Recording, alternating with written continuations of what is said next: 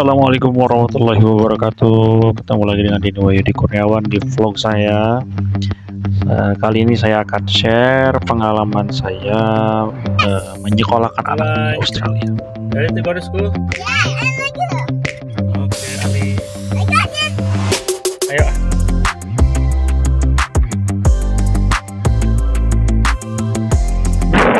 Iya, karena sekolah di Australia ini berdasarkan sistem zonasi atau catchment area, maka sebetulnya jarak antar rumah ke sekolah seharusnya relatif dekat dan bisa kita tempuh dengan berjalan kaki. What's that? Put it back, yeah.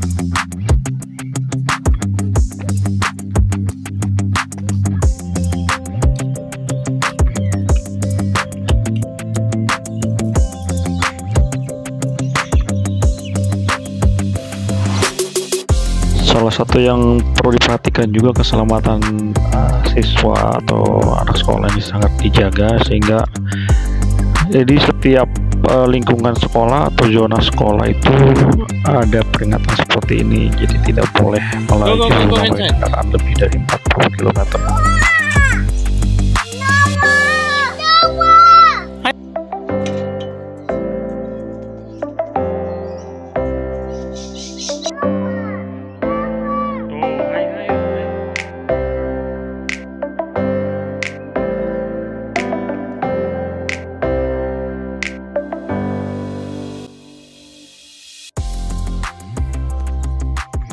Saya share beberapa pengalaman terkait dengan mengurus anak sekolah di Australia ya. Ini sebetulnya sudah saya tulis di blog. Ada beberapa hal mungkin yang perlu dipersiapkan kalau kita ingin membawa anak atau punya anak saat berangkat ke Australia. Yang pertama, kalau anak kita usia sekolah 5 ya sampai 18 tahun, itu kita harus mengurus izin pindah sekolah ke Australia. Nah, itu akan tergantung ke negara bagian mana kita akan datang ke Australia. Karena saya sekolah di Gold Coast dan tinggal di Brisbane, jadi saya harus mengurus ke Education Queensland International. Itu salah satu seksi di Kementerian Pendidikan atau Departemen Pendidikan di Queensland untuk mengurus sekolah. Nah, jadi kita harus mengurus TRA. TRA itu Temporary Resident Admission. Jadi surat izin masuk sekolah bagi penduduk yang temporer gitu ya. Seperti kita kan mahasiswa itu hanya akan tinggal di sini sementara, jadi kita mengurus temporary resident admission. Nah, suara bel.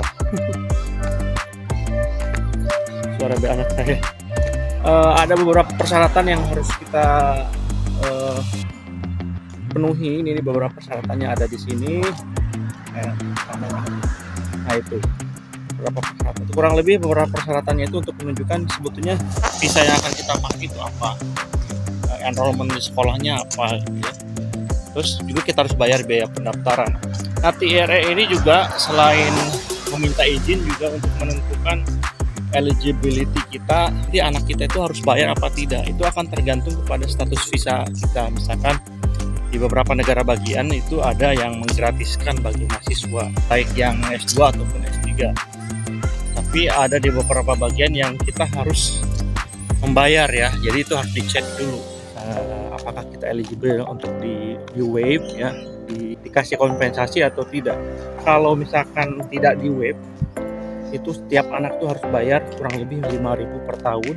Alhamdulillah karena saya di sini masuknya postgraduate sector, artinya PhD atau Master by Research. Kalau di Queensland kita digratiskan. Jadi TRA ini harus kita dapatkan karena TRA ini akan kita gunakan untuk dua hal. Yang pertama untuk aplikasi visa ya. Nanti jadi kalau misalkan anak kita akan apply visa sebagai dependent, dia harus ada bukti TRA.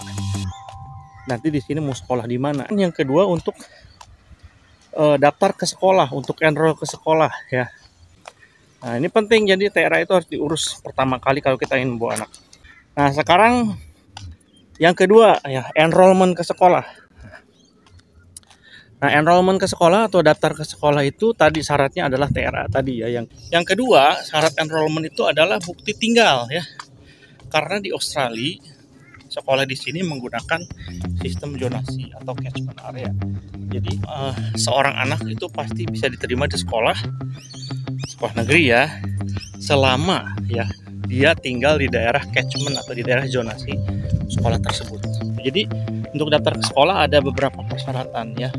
Tadi TRA, kemudian tempat tinggal kita ada di mana, sama visa orang tua gitu, visa anak, dan juga asuransi. Nah tadi kalau kita beruntung, kalau memang PhD gitu ya, kalau di sini atau Master by Research, sekolah kita nggak bayar ya, kecuali mungkin bayar untuk nanti biaya perlengkapan lah sekolah seperti itu. Tapi nanti ini akan tergantung sekolahnya masing-masing ya, misalkan soal seragam gitu atau buku atau ada peralatan-peralatan lain, mungkin itu akan diserahkan kepada kebijakan sekolahnya masing-masing. Jadi syarat enrollment atau daftar ke sekolah itu selain TRA,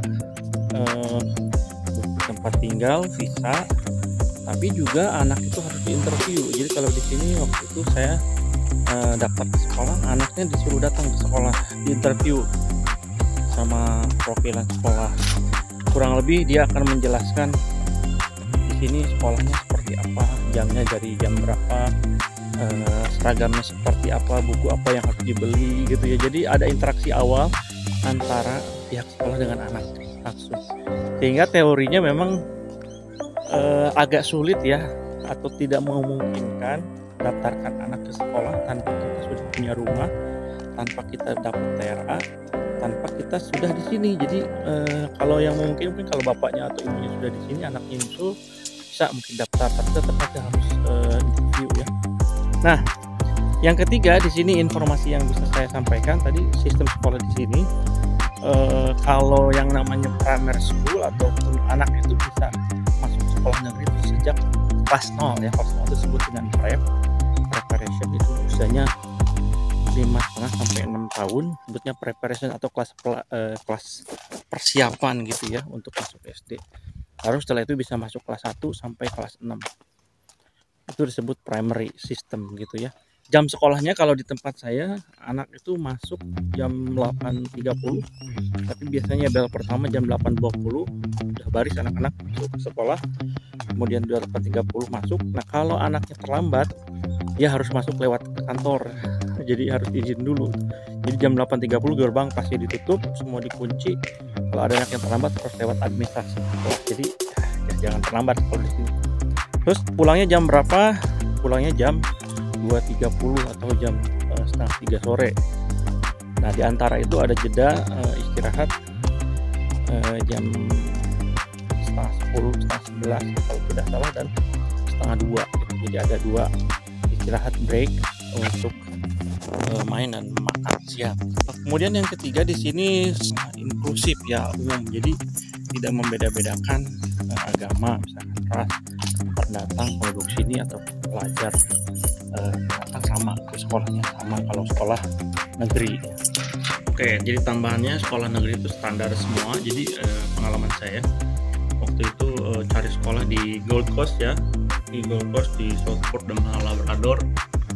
Kemudian saya juga cek-cek sekolah yang ada di Beenleigh, di Eagleby, di beberapa kecamatan lah yang berbeda di sini. Ternyata ya sama dari segi fasilitas, terutama minimal tempat bermain gitu ya, ulasan sekolah dan yang lain-lain itu sama. Yang lain mungkin ya, kalau di sini tadi kalau kita daftarnya ke sekolah negeri gratis ya, kalau tergantung beasiswanya juga yang kita pakai di sini. Kalau LPDP katanya tetap bayar, tapi kalau AS atau beasiswa yang dari Australia masih ada. Pengalaman saya berdasarkan konteksnya, saya ada di Queensland, di Brisbane dan Gold Coast. Kemudian anak saya masuk SD ya, jadi mungkin untuk yang SMP, SMA itu bisa saya belum bisa share ya, karena belum punya pengalaman. Kalau kita menyekolahkan ke sekolah swasta, biayanya tadi itu sekitar 5.000 sampai 10.000 per anak per tahun. Kalau ke negeri gratis. Yang mungkin biasanya membutuhkan biaya itu karena di sini anak sekolah itu perlengkapannya banyak. Jadi anak sekolah itu datang dari rumah hanya membawa bekal untuk dia makan siang. Semua peralatan itu dan buku-buku disimpan di sekolah. Jadi pas pertama kali masuk, anak saya itu dikasih book list ya, jadi daftar buku dan perlengkapan yang harus dibeli. Nah, daftarnya ini seperti ini. Nah, daftarnya itu banyak. Jadi meskipun gratis, ternyata biaya untuk membeli perlengkapan sekolah ini, membeli book list ini yang lumayan ya, cukup menyita dompet. Jadi ya itu kalau kita harus siap-siap lah, sekitar satu anak itu ya tergantung kita belajarnya di mana ya. Ya bisa paling tidak 100-150 per anak membeli buku atau perlengkapan ini. Itu kira-kira isinya itu berbagai macam jenis buku. Jadi jenis buku baik buku untuk menggambar, buku untuk membuat belajar menulis, macam-macam lah gitu. Nanti saya screenshot di sini ya. Ini jadi buku-bukunya. Terus juga berbagai macam perlengkapan seperti spidol, itu macam-macam gitu ya, pensil warna, krayon, dari mulai yang tipis sama yang tebal, yang segitiga, dan yang lain-lain, penghapus, kalkulator kalau yang sudah agak besar, kemudian penghapus gitu ya, macam-macam lah gitu. Jadi banyak. Ini memang perlengkapannya lebih lengkap, lebih dibanding sekolah kita. Jadi setiap anak dipastikan memiliki perlengkapan yang sama. Nanti semuanya perlengkapan akan disimpan di sekolah, sehingga anak ketika berangkat dan pulang pergi itu tidak membawa beban yang terlalu berat. Ya itu aja sih mungkin ya pengalaman saya. Untuk lebih jelasnya saya sudah tulis di blog ya, pengalaman saya ini bisa dicek di deskripsi link blognya. Dan kalau ada pertanyaan atau ada informasi yang kurang jelas bisa komen ataupun japri ke saya di IG ataupun di Facebook, nanti terima kasih. Selamat bersiap-siap untuk membawa anak ke Australia ya, dan sampai ketemu di Brisbane atau di Gold Coast.